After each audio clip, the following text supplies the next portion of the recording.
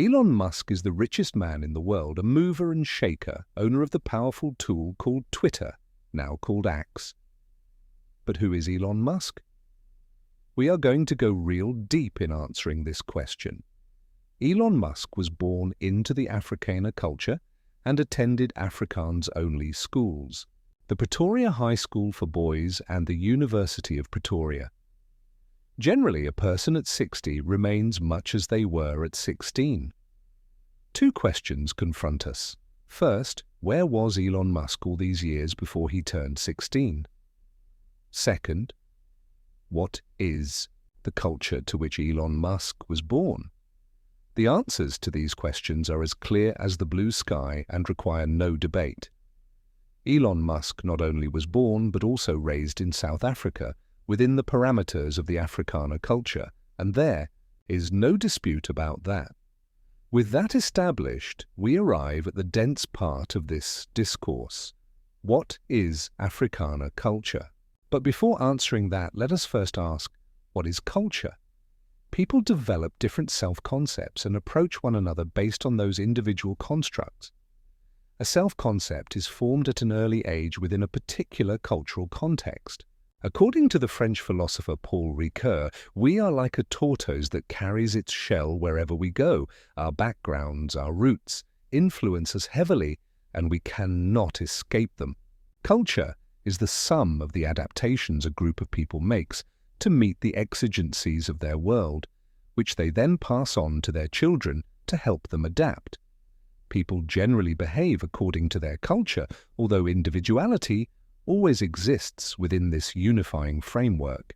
Each human being, from the moment of birth, constructs a self-concept, an idea of who he believes he is, using both his biological inheritance and his social experiences as building blocks. Once constructed, the self-concept is translated into a self-image in the individual's mind, effectively becoming that person's personality.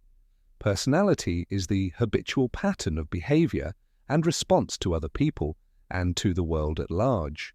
Typically, personality is formed by age 6 and becomes fixed by adolescence, making it difficult to change, except perhaps through a conversion to a new religion or philosophy of life, or as a result of trauma that alters one's thinking. And so we arrive at the core of this discourse. What is Afrikaner culture? Afrikaner culture evolved in a South Africa that was once conquered by the British Empire.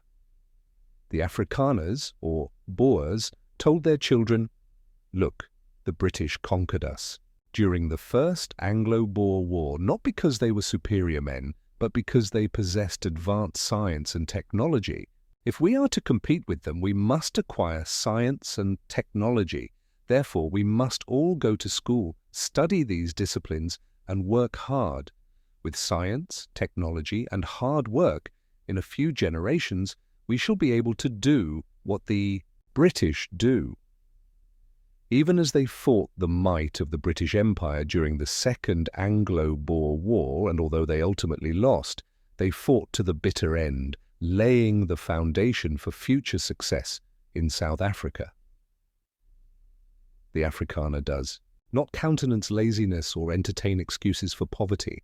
He sees himself as in control of his own life, possessing an internal locus of control, and believes that regardless of the external environment, it is up to him to work hard and secure a decent living for himself and his family.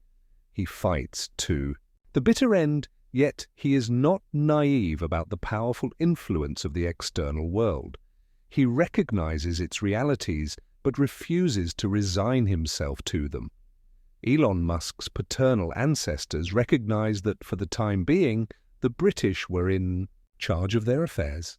However, they understood that this was only a temporary situation. With hard work, they believed that sooner or later they would be able to compete with the British on their own terms. The Afrikaner does not wish to be pitied or seen as a victim, nor does he want to receive charity out of pity. Let me summarize what I have just said. I said, the Afrikaner does not countenance laziness. He does not listen to excuses as to why one is poor. The Afrikaner sees himself as in charge of his life. He has internal locus of control and believes that no matter what the external environment is like, that it is up to him to do what he could to extract a decent living for himself and his family. He fights to the bitter end.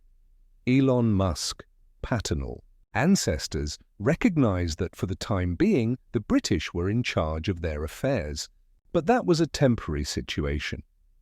With hard work, they believed that sooner or later they would be able to compete with the British on their own terms. The Afrikaner does not want you to pity him, see him as a victim, and give him anything out of pity. The Afrikaner context from which Elon Musk came from is one where individuals are expected to compete and receive from their world whatever their abilities could give them in the competitive world they live in.